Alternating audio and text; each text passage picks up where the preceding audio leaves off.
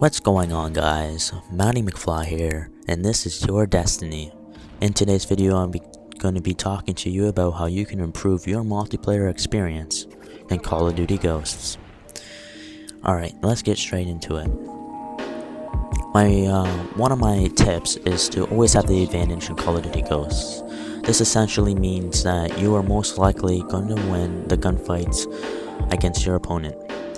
And I have a list of tips here to help you always have the advantage. Alright, let's talk about knowing the maps. Knowing the maps is very important because then once you know the maps, you know popular spots. You can then predict where people are going to be and where they're not going to be. Both of these are equally important. If you want kills, you know where they're going to be because you know popular spots. If you are on a kill streak and you want to, kind of play defensively, you know where they're not going to be because you know where the unpopular spots are. My second point is to know the spawns. You just see me take out 3 guys, and then right here get a triple. That's 6 people. That's the whole team. This is why it's important to know the spawns. Once you know the spawns, you know where they're going to be spawning in. You're already one step ahead of your opponent. But on top of this, once you know the spawns and you know popular spawns, you essentially have a UAV. I mean, they spawn in, then you go, okay, he spawns in the back left. He's probably going to go to the barn. And then you can, then decide if you would have the advantage of going in the gunfight. If you have the advantage of going towards the barn, go towards the barn. Kill whoever's going there. If you don't have the advantage, don't go there. Stay clear. Now I want to talk about some things that will help you get the advantage, and these are simple things you can do on the controller. My first one, I'm going to start off with the easiest one, is to strafe. All you really need to do is to have Stalker on. Move your analog stick left to right while aiming and firing if the enemy is near. So this allows you to be a harder target to hit, and essentially this allows you to always have the advantage in the gunfight because you're moving left to right. The guy's trying to follow you, but he may or may not be able to, and yeah, you will have the advantage. My second thing you can do on the controller is to drop shot. I'm sure you've heard this term before. This is a very popular term in Call of Duty. What you pretty much need to do is, this is a little tip I've found out, set your controller settings to tactical. Then what this means is when you press R3, you will then go into prone, hence drop shot. Drop shotting allows you to go into prone, and then with the tactical equipped, the tactical setting equipped on your controller instead of the default one, all you have to do is press R3, aim in, and fire. Most people don't expect you just to drop like that, and because you were shooting, you're going to be able to kill them. They're not going to know what happened. This guy's like, what the hell is this guy doing? Proning. Meanwhile, you're killing him. You will have the advantage in that situation because they do not expect you to do that. Just like they don't expect you to jump shot. This is another very important thing you can do on your controller. Drop shot or jump shotting takes a little bit more practice, so go into private match, try it out for yourself. It's not for everyone. I'm going to admit it's not for everyone. Set up to some recruit bots. And pretty much what jump shotting is, what you want to do is when you're around a corner, you want to press X while in the air, aim and fire. Now this is a little bit more tricky, but it does pay off. People don't expect you to be jumping around corners. They don't expect you to be jumping in general. You will have the advantage in that gunfight. They will have less shots on you, and you will have more shots on them. You are going to win that gunfight.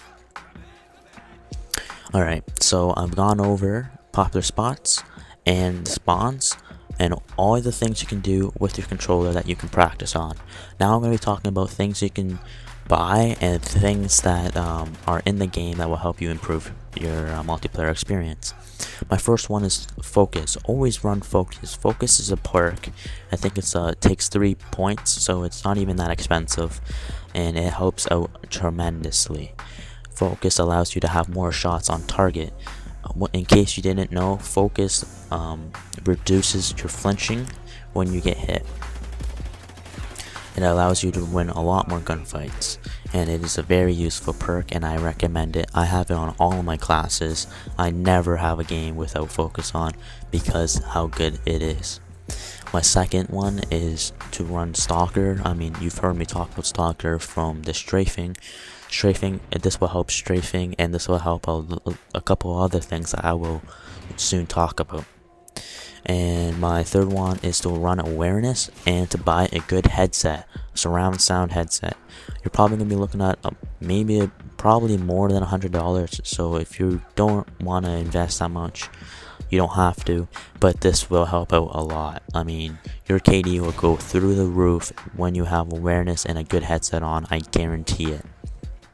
You can hear enemies from a mile away. Ghosts, foot recognition system is very good, and then I heard from Team Martin, Advanced Warfare system, foot recognition system is even better. So you can buy the headset now and have it for Ghosts, the end of Ghosts, and the beginning of Advanced Warfare, and you'll be set. Alright, this one, going on to this next set of tips, is to pre-aim. So if you know the popular spots and you have Stalker on, pre-aiming is very important. Because you know in popular spots you can kind of predict where people are going to be. If you're already pre-aiming and you have Stalker on, so like you're moving, you know, it's not that big of a deal to aim in and move with Stalker because you move fast with Stalker on. So with the Stalker and knowing the popular spots, you can pre-aim on popular spots, and yeah. Now if you have your headset on, surround sound with awareness, you can pre-fire, or if you have the, like, let's say if there's a UAV up, you can pre-fire as well. You know, pre-firing helps out tremendous. You are guaranteed the kill if you pre-fire. The way the lag system works in Ghosts is whoever shoots first, the bullets register first. Therefore, you are killing faster than your opponent, therefore having the advantage over your opponent, which is all of these tips help you out. So like I said, pre-firing, you're almost guaranteed the kill because of the lag system in Ghosts. Okay, now this is just a couple of tips. You know, the game is ending here. Unfortunately, I get my kilo when there's 5 kills away from the game. I only get like 1 kill from a kilo, but let's get into the tips. Don't get cocky. You can see me in here. I demonstrate this greatly. Some guy was camping, head glitching on the stairwell. I seen him, I tried shooting on him, didn't get any hit markers because of how small his head is, and I just ran away. You know, there is no shame in running. I knew I was going to lose that gunfight. Why would I take the death? You know what I mean? Just get out of that situation, recreate it where you have the advantage and you're set. My next one is don't be controlled by your emotions. This is a very big one. If you're getting mad, just take a deep breath, do something like look at the kill cam, study what you did wrong, or if it was a bullshit death, just forget about it, take a deep breath and continue. And that is the video, guys. I hope you guys enjoyed. If you did, be sure to show it with a like. It is very much appreciated, and peace out.